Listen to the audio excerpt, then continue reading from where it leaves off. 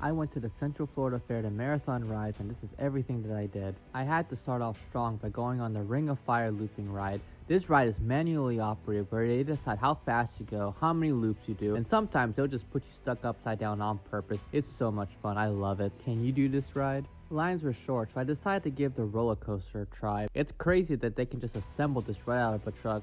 It's a gentle ride, not too crazy. First drop is pretty fun though. Then I decided to walk up to the tallest ride, the Kraken, which had a test seat, which is kinda rare. This ride was quite fun. We got relatively high, not upside down though. For a pendulum, it's quite gentle. I highly recommend. I had to go twice. I just loved it. Now that I was warmed up, I can finally do my favorite ride at the fair at the drop tower. The seats are comically big and you get a loose feeling as you free fall, basically an airtime machine. This side had the best angle.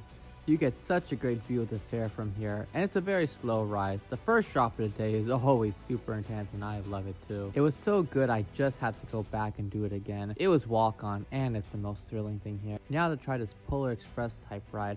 It was relaxing and not too fast. In the evening, this would have been packed. So they brought back Blockbuster from the dead, and they had a fire tossing show. Then I saw a second, smaller pendulum. Usually they have two at busy fairs like this, and it definitely looked like it fun more, which excited me. Yeah, this thing was a spinning machine. I enjoyed every second on this. Not too dizzy from this, I'm just built different. Now I had my eyes set for the Thunderbird swing ride, which is one of the tallest traveling swings in the country, I believe. This ride was a beast up close. It was a little windy and the seats were shaking around, but that's always a good way to get some more thrills. They had another Polar Express type ride, but this time it was hanging on hooks. Definitely better than the other one. Seeing this crazy ride next to me, I just had to go on again. Something about all those upside down moments. Yeah, my kind of ride. This restraint is heavy, but the feeling is loose, so you get a lot of airtime. Saw some smaller rides, but I was more interested in the major thrills, so I just had to go back on the drop tower a few more times. The feeling is such a forceful drop, keeps me obsessed with this ride, and if you're a drop tower operator, get used to seeing me a lot. A few drops later, I was ready to be spun around in the air again. I just love being tossed around like a toy. The height that this one gets definitely made up for the lack of spinning. Did someone say drop tower again? Because I felt another ride calling to me and I had to go back 4 more times.